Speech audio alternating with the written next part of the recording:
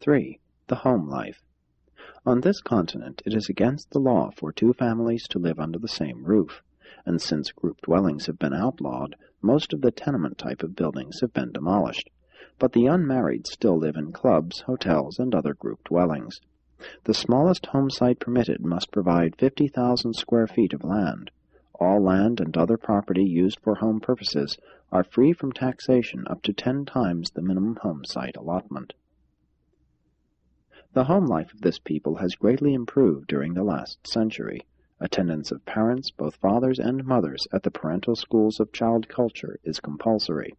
Even the agriculturists who reside in small country settlements carry on this work by correspondence, going to nearby centers for oral instruction once in 10 days, every 2 weeks, for they maintain a 5-day week.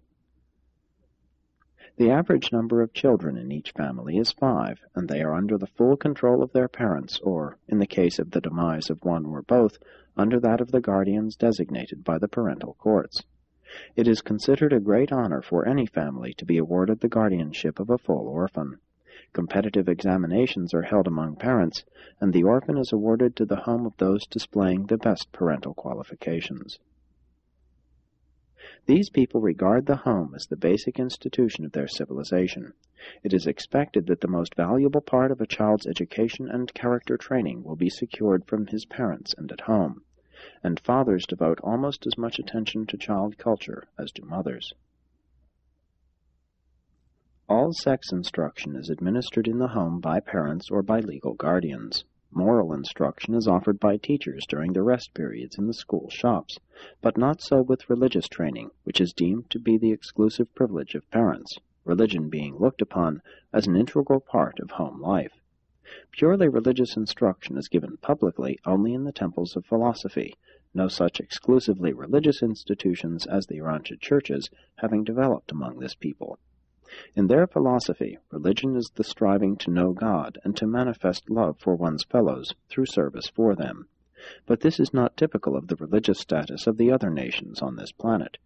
Religion is so entirely a family matter among these people that there are no public places devoted exclusively to religious assembly. Politically, church and state, as Urantians are wont to say, are entirely separate, but there is a strange overlapping of religion and philosophy. Until 20 years ago, the spiritual teachers, comparable to Urantia pastors, who visit each family periodically to examine the children to ascertain if they have been properly instructed by their parents, were under governmental supervision. These spiritual advisors and examiners are now under the direction of the newly created Foundation of Spiritual Progress, an institution supported by voluntary contributions. Possibly this institution may not further evolve until after the arrival of a paradise magisterial son. Children remain legally subject to their parents until they are 15, when the first initiation into civic responsibility is held. Thereafter, every 5 years, for 5 successive periods, similar public exercises are held for such age groups at which their obligations to parents are lessened, while new civic and social responsibilities to the state are assumed. Suffrage is conferred at 20, the right to marry without parental consent is not bestowed until 25, and children must leave home on reaching the age of 30. Marriage and divorce laws are uniform throughout the nation. Marriage before 20, the age of civil enfranchisement, is not permitted.